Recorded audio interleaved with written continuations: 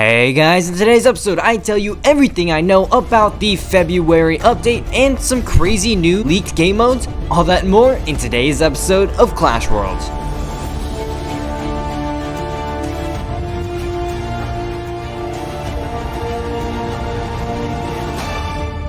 Hey guys, Legendaray here, and welcome back to another episode of Clash Worlds. In this weekly show, we take a look at the most recent announcements from the Clash Royale team, the hottest topics in CR eSports, as well as what's going on in the community. Then, we'll finish off the episode by breaking down the meta and featuring my off-meta deck of the week. If you're enjoying Clash Worlds, then please leave a like, subscribe, and hit that bell to get notified of every new video that comes out. Also, go check me out on Twitter. I'm pretty active on there now, so link will be in the description. And with that out of the way, let's get right into the first section. New in the Arena. New in the Arena is where we find out about what the Supercell team has been up to this past week. Starting off, we have some quite good news from the Clash Royale team actually. If you may or may not have known, Clash Royale made a what we've been up to post on the Reddit, where, well, they go over what the dev team has been up to in Clash Royale. Now, this is a very good thing for two reasons. First off, as the beginning of the post reads, we thought we'd kick 2019 off right and start making weekly threads that let you know what we've been up to. So basically, there will now be a steady stream of communication between the Clash Royale dev team and the Clash Royale community. This is absolutely great, as they can not only get some good constructive feedback from the community on what they may be working on, but it's also a way for the dev team to acknowledge the community by improving its communication with them. I'm really glad that Supercell finally decided to take this step to improve communication, as each player will feel a bit more involved in what goes on in the game instead of them not having any control whatsoever. But now, onto the juicy part of the post. This week, the whole team was fully back together after a holiday break, so first things first, planning for the year ahead. Main things we discussed this week: delivering something entirely new, a new way to play Royale. Oh, this hype is starting to build up. This is something that Clash Royale really does need, something completely new. A solid feature not only keeps things fresh for players, but also introduces more depth into the game. By saying that there could be a new way of playing Royale as a whole, that sounds pretty new to me. Clan Wars 2.0. Clan Wars, although it's a solid feature, can definitely go with some improvements. Especially for me, I've started to get a little bit bored of it. So much to the fact that sometimes I'll find myself just completely forgetting to do my collection day battles and missing out on war, even though I do play the game quite a bit every single day. Fixing all the cool stuff we already have and making our existing features as good as they can be. This, to me, screams quality of life changes, which, I really like. Instead of introducing some crappy new feature, I'd rather just get a few really solid quality of life changes. So, good move on their part. Trade token UI. Trade tokens pretty much are guaranteed to get at least some change to them in the next update. Not too much to say here. I'm sure the Clash team will come up with a great solution. Optional update with some bug fixes. Alright, I think that it's at least great that Clash Royale addresses the countless issues and bugs in the game at the moment. With so many, crashing, glitches, and stuff like that, I really hope the Clash team gets those hammered out pretty soon. And then, after all that, they hit us with the biggie. Oh yeah, the first update of 2019 will be dropping at the end of January or the start of February.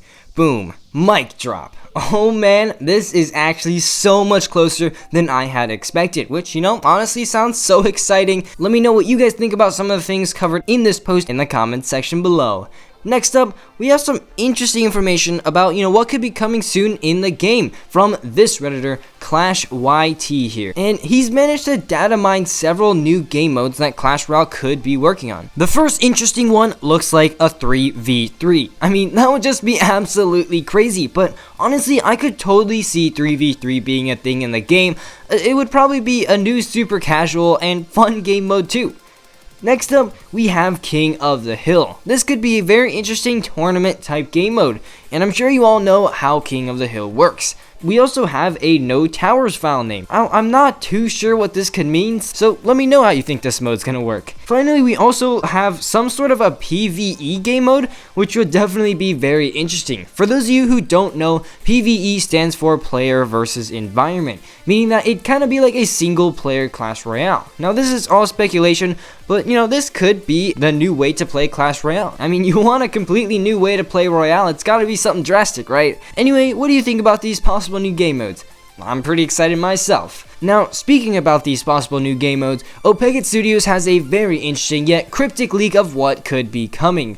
Hosted challenges. As this translated page reads, in Clash Royale 2.4, a new type of challenge was added to the game code. Hosted challenges or organized challenges. The organizing player specified in the invitation does not have its own profile, but has its own avatar. At the moment, only V-Arena and Stats Royale can play the role of this player. You can either refuse to test or go into battle immediately. So basically, to me, this just seems like some new kind of friendly battle request, but I'm sure it's actually quite different. I think, maybe, just maybe, it's a way to launch some kind of tournament or competition in-game. Now again, this is in Russian, so I honestly have no clue what this actually says. Now if any of you are able to read it and can maybe translate the text a little better than this does, please do let me know in the comments below. I would really appreciate it. Now that's going to do it for New in the Arena. It's time to check out the eSports update. This week, the Red Bull MEO World Finals are just about to start on February 2nd. It's a global mobile tournament featuring 3 games: Clash Royale, Arena of Valor, and Brawl Stars. I don't have that much info on who's in the tournament, but it will take place again on February 2nd and 3rd. So, be sure to stay tuned for a little bit more info. Now that we're caught up on the most recent esports news, let's check out the rising rumors. First things first, a lot of the Clash community on Reddit is getting tired of a really small feature, the countdown timer in the middle of the screen. As seen by this Reddit post here, make the countdown a little transparent or give the possibility to choose where to view it. It covers entire troops, buildings, and their HP, making them invisible and influences a choice of play. And I gotta be honest, I have to agree with this statement. The countdown timer does get in the way a lot more often than you would think, and it shouldn't be that difficult of a change anyway, so just decrease its opacity a bit. Now that we've covered the trending topics in the community, let's go ahead and break down the meta.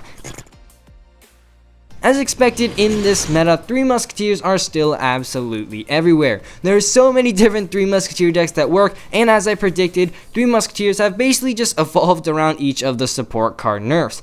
In addition, freeze decks are still everywhere, and control is a bit more prevalent than before. Bridge spam decks are still very popular, and beatdown has seen a very slight resurgence in popularity. And unlike everyone's initial thoughts, heal still isn't viable at all. That actually really caught me off guard, but hey, it actually makes sense. I mean, even the zap spell does more damage than the heal heals. Anyway, that's the meta for you guys, and now let's check out the off-meta deck of the week. That's right, in each Clash Royale episode, I'm going to be featuring one off-meta deck that works in the current meta. This week's deck was submitted by Azrael Dreamer, and it's a very interesting Mortar Ram Rider deck. You want to play this deck quite similarly to Hog Mortar, just a little bit more passively than you would Hog Mortar. Mortar and Tesla give you 2 very solid defensive buildings, and Ram Rider is also quite good at converting defense into offense if used correctly. Musketeer, Ice Wizard, and Ram Rider will be the bulk of your air defense, Tesla as well, and also it's on the cheaper side of decks too, so take advantage of that. So, with that out of the way, let's get right into a battle. Alright, so hopping into a battle, looks like we're going to be against Baldo from the clan Yerbajo Puro. So good luck to this guy, and starting off this match, we're gonna go ahead and just play a little bit more passively, see if this guy is going to make the first move, and looks like he's not, so I'll just go ahead and get the ball rolling and play a Goblin Gang in the back. If he still doesn't play anything, nope, alright, let's just go ahead and split that Goblin Gang in the back and see if he doesn't. Oh, he's just gonna straight out poison. That's 4 elixir down the drain. Let's go ahead and go with a Ram Rider, see what he is running, and okay, looks like he's got an Electro Wizard and a Bandit, so looks like it's gonna be some kind of bridge spam deck right here. So let's go with a Musketeer right here to take out that Electro Wizard, and unfortunately that Bandit will kill that, so let's go with an Ice Wizard right there just to go ahead and kind of tank for that Bandit. Try not to take that much damage onto our tower. Unfortunately, we had Goblin Gang out of cycle, so we do have to pay attention to save our Goblin Gang for his Bandit or whatever. So anyways, here he's gonna go with the Royal Ghost. Unfortunately, again, I don't have that many ground counters, so I'm just gonna actually go with the Tesla right here. The Royal Ghost will come out of invisibility, and the Tesla will be able to take that out, and hopefully it'll also help take out that Battle Ram as well. And ooh, actually pretty well played right there. I'll actually actually had to stop that thing from, oh, okay, that was actually really close to connecting, but let's actually go with an offensive mortar. Hopefully we can get, you know, a little bit of a connection, and looks like it's gonna connect onto the tower, and oh, he's gonna go with an E-Wiz right here. Really well played. Mortar only is gonna get one hit onto the tower, and here, let's actually go with the Ram Rider. Oh, okay, that was actually so close, but this is not good at all. Let's actually try and get an Ice Wizard down as fast as we can. Bandit dashes onto the tower. This is not good at all, guys. That Electro Wizard is doing so much work onto our towers, and wow, he already has it down to 1230, and we have barely done anything onto his tower. So, you know, as we head into double extra time, we are going to have to step up our game here. So here, again, we're just gonna have to go with the Tesla right here. Really no choice at all, unfortunately. And let's see, double elixir time. Hopefully, you know, we can get our mortar. I don't think we've actually shown the mortar yet. Here's, let's actually go with Goblin Gang, trying to keep it out of the poison range, and here, that'll take out those barbarians. Let's go with the Musketeer as well, again outside of the poison. And here, Ram Rider will go ahead and soak up that bandage charge, and then we can go ahead and follow up with an offensive mortar, see if that thing can get locked onto the tower. Ram Rider actually is going to stun that Pekka, get it connecting onto the tower. That's taking the tower down to 1799. Let's go with an Ice Wizard right here. Ooh, right outside that poison range. Let's go, guys. And Ice Wizard will go ahead and slow down that Pekka. Mortar hopefully can get a hit and onto that tower, and let's go ahead and get that Musketeer to DPS down that Pekka right there. And here, let's go with a Royal Ghost and a Goblin Gang right there, which will go ahead and finish off that stuff right there. And unfortunately, he does stop it, but we cycled back to another mortar, so let's go ahead and play that down. Let's see here. Let's see. That Battle Ram's gonna go ahead and go down. Let's go with a Tesla right here. Mortar's locked onto the tower, and the mortar is actually really healthy right now. So as we head into overtime, you know, we're kind of catching up on that damage game right now. He's only about 200 damage ahead of me. And here, let's just go with an Ice Wizard right there. Thinking about going with an offensive Ram Rider, which is exactly what I'll do. You know, if he has a P.E.K.K.A., it might okay, if he does have a P.E.K.K.A., unfortunately, that is going to stop that Ram Rider. And let's see here. Let's go with the Goblin Gang actually right there. That'll go ahead and, you know, start distracting all that stuff. Let's go with a Tesla, you know, prepping for another offensive mortar. Let's go with an Ice Wizard. Unfortunately, looks like that Pekka's gonna go ahead and take out that Tesla. Oh man. Hopefully it doesn't take out the Musketeer. Oh, it takes out that Musketeer too. But let's go with the Ram Rider anyways. Let's see here. Ram Rider will go ahead and start charging towards that tower, and then we can go ahead and follow up with a mortar right here. Actually, the Ram Rider connects onto the tower. Let's go, guys. That's gonna take the tower down to 259 HP. Here, let's go ahead and go with a Musketeer right out far to go and snipe everything on far. Mortar gets one last shot. Mortar's gonna finish off the tower. Let's go, guys. Really solid game. We did not have a good start at all, but as you can see, we were able to make a sick comeback. So there we go, guys. That was the off-meta deck of the week. I definitely recommend you guys give this deck a try. It's really good and also quite fun to play. If you want to submit your own deck to be featured, feel free to leave it in the comment section below. And unfortunately, guys, that's all I've got time for in today's video. If you enjoyed, please leave a like down below, as well as a subscription to my channel. And as always, this is Legendaray, and I'm signing off. See you guys next time.